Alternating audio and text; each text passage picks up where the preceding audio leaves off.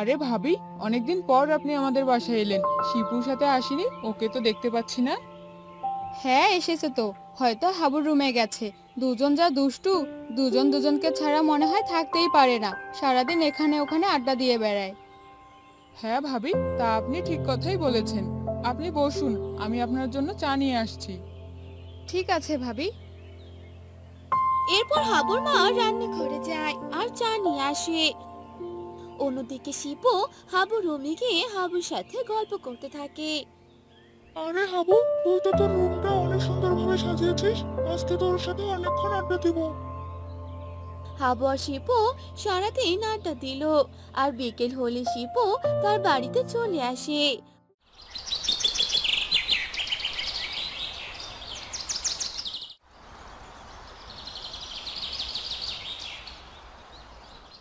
পরদিন তারা স্কুলের দিকে যেতে থাকে।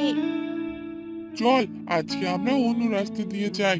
প্রতিদিন এক রাস্তা দিয়ে যেতে আর ভালো লাগে না। তাহলে কোন দিক দিয়ে যাবি? আরে, পেছন দিক দিয়ে একটা রাস্তা আছে না, সোজা স্কুলের দিকে গেছে, ওই দিক দিয়ে যাব। ঠিক আছে, চল। এরপর তারা অন্য রাস্তা দিয়ে যেতে লাগলো। যেতে যেতেই তারা এক বটগাছ দেখতে পেল। বটগাছটা বিশাল বড় ছিল। এখানে বটগাছ, আমি তো দেখিনি। তোর চোখেই পড়েনি, তুই তো কানা। তুই এই বটগাছে আবার ঢিল মারিস না। আমি শুনেছি এখানে নাকি আত্মারা থাকে, যে এই বটগাছে ঢিল ছুঁড়ে মারে তাকে ক্ষতি করে। কি সব বলছিস আবল তাবল? এরকম আবার কিছু হয় নাকি? হয় হয়, এই গাছের আশেপাশে বেশি কেউ আসা যাওয়া করে না, আর রাত হলে তো আসেই না। তাহলে তো আত্মাদের সাথে আমার দেখা করতেই হয়। কিসব বলছিস? আত্মাদের সাথে দেখা করবি মানে? এরপর হাবু মাটি থেকে একটা পাথর হাতে নিয়ে সে বটগাছে ঢিল মারলো। এটা তুই কি করলি হাবু? এবার ওই আত্মা তো তোকে ছাড়বে না, তোর ক্ষতি করবে। আমিও দেখবো কে আমার ক্ষতি করে। এরপর তারা স্কুলে চলে গেল। এভাবে সেদিনটা কেটে গেল। হাবু রাতের বেলা খাবার খেয়ে ঘুমিয়ে পড়লো। আর হাবু রাতের বেলা অদ্ভুত অদ্ভুত হাসি ও কান্নার আওয়াজ শুনতে পেল। আর সারা রাত না ঘুমিয়ে জেগে থাকলো।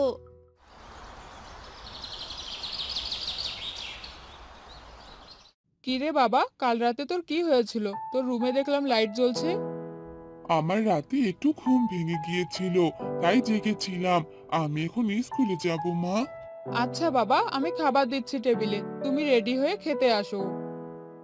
আর হাবু রেডি হয়ে খাবার খেলো আর স্কুলে চলে গেল। আর স্কুলে গিয়েই সে শিপুকে রাতের সব ঘটনা জানিয়ে দিল। এসব তুই কি বলছিস হাবু?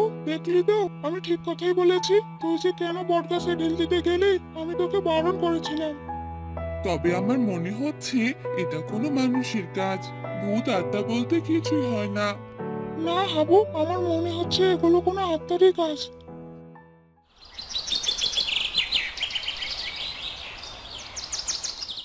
এভাবে প্রতিদিন রাতে সেই আত্মারা হাবুকে ভয় দেখাতে লাগলো।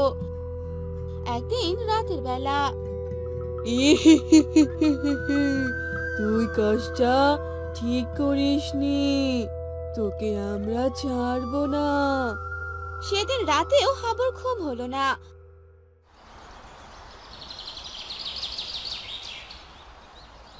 হাবু সকালে উঠে তার মাকে বলতে লাগলো। আচ্ছা মা, আত্মা বলতে কি কোনো কিছু আছে? না না বাবা, আত্মা বলতে কিছুই হয় না। এগুলো অনেকেই বিশ্বাস করে, তবে অনেকেই নাকি এগুলো আত্মাকে দেখেছে। এগুলো শুধু শুনেছি বাবা, এগুলো আমার বিশ্বাস হয় না। কোনো আত্মা নেই বাবা। আচ্ছা মা, ঠিক আছে। কেন বাবা, তুমি আবার এগুলো আত্মার কথা কেন বলছো? সারাদিন ফোনে ভিডিও দেখো, তাই না? না মা, এরকম কিছুই না। আমার মনে হলো তো, তাই তোমায় বললাম। আমি আমার রুমে গেলাম। কথা বলে হাবু তার রুমে চলে গেল। অন্যদিকে তান্ত্রিক আরেকটি মেয়ে কথা বলতে লাগলো। ওস্তাদ, এভাবে আর কতদিন চলবে? আত্মা সেজে সবাইকে ভয় দেখিয়ে মানুষের কাছে টাকা নিচ্ছি। যদি একবার ধরা পড়ে যায় তবে কি হবে ওস্তাদ? আর ওদিকে হাবু তো অনেক চালাক, যদি ধরা পড়ে যায়? আরে না, এই ছোট ছেলেটার কাছে আমরা কখনোই ধরা পড়বো না। ও আমাদের সাথে পারবে না, এ নিয়ে তুমি কোনো চিন্তা করো না। তান্ত্রিক আর মেয়েটি বটগাছের নিচেই থাকতো আর তারা মানুষকে ভয় দেখিয়ে সবকিছু লুট করে নিত। কিন্তু হাবু বলল, না, এটা কোনো আত্মার কাহিনী হতেই পারে না। আমাকে এই ব্যাপারে খোঁজ নিতেই হবে।